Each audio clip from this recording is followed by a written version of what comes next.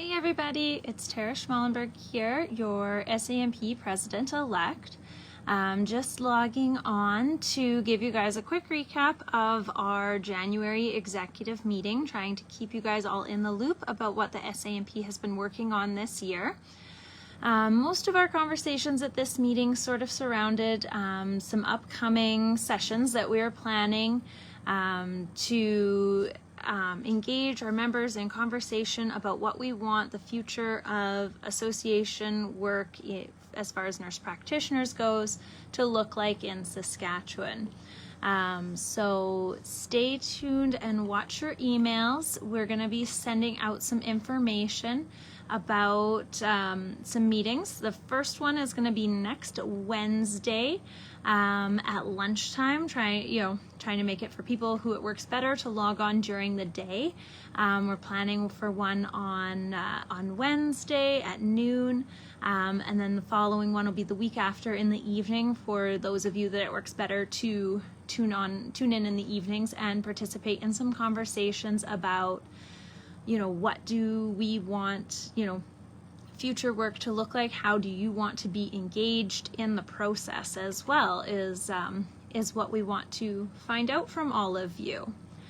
As we mentioned in the last Facebook Live that we did, a few of us from the executive put together some motions for resolutions and sent those forward to SUN, so we will wait and see what happens with those. And so that was nice to get a few things crossed off the list with that. We're also talking about a few different ideas for ways to give you guys even more value for membership, talking about different educational opportunities and some ideas there.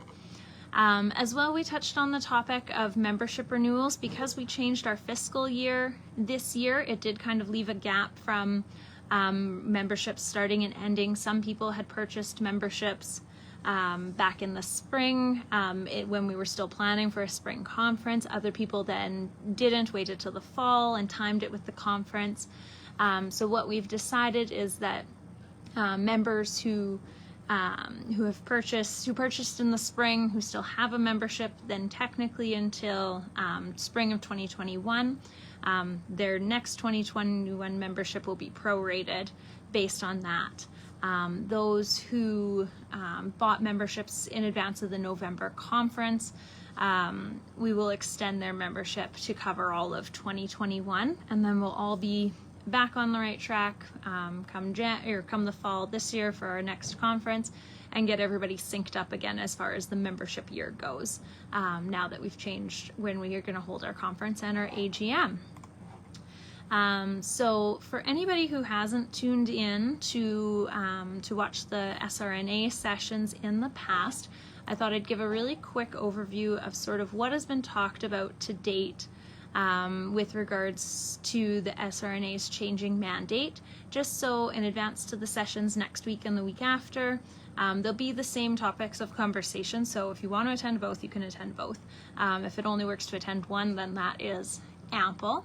But we thought we'd give you just a quick bit of background knowledge. So it was about a year ago that the SRNA made the decision to move to a single mandate organization, allowing them to focus solely on their regulatory work. The purpose of that is for the protection of the public. The SRNA, though, acknowledges the value in association work, and in a lot of their conversations has referenced the SANP and everything that we have done in the past for nurse practitioners. And they support an establishment of a nursing association for registered nurses. This would allow for sort of three pillars of the nursing profession, so to speak. The regulatory pillar acts on behalf of the public to ensure that nurses and nurse practitioners are providing safe, competent care.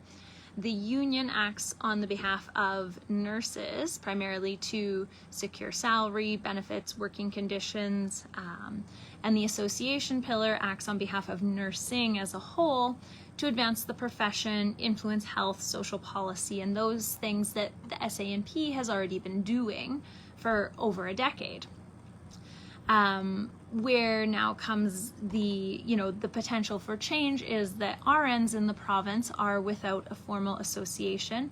The LPN Association, SALPN, has largely for many years just been focusing on their regulatory work, and the RPNAS is yet to decide what they want to do, if they're going to continue as a dual mandate, regulatory and association work, or if they're going to move to a single mandate association. So there's a few different, roles of nurses who are looking for, for that association to promote their work and their craft. Across Canada over the last few years, a lot of provinces have gone through this as different association and regulatory bodies have moved to just be regulatory and drop their association work. So it's been interesting to learn from the other provinces, what they've done, but it seems like many provinces have gone to an all-encompassing nursing association with all regulatory nurses. And we've also seen this with the CNA as well. So, us on the executive, we see this as an opportunity for the SANP to potentially step up and be a leader in nursing. Having over a decade of experience doing nursing association work in Saskatchewan, we definitely have some ideas of what has worked, what hasn't, and what some of our goals for the future are. But we want to hear from you at these upcoming sessions. Where do you want to see us go? How do you want to be engaged in the process? And so if you have any questions, please reach out to anybody on the executive ahead of the sessions if there's anything you want to chat about. But keep watching your emails. We'll be sending out the links for those sessions here soon, and we hope to see you all in the coming weeks. Have a good night, everybody.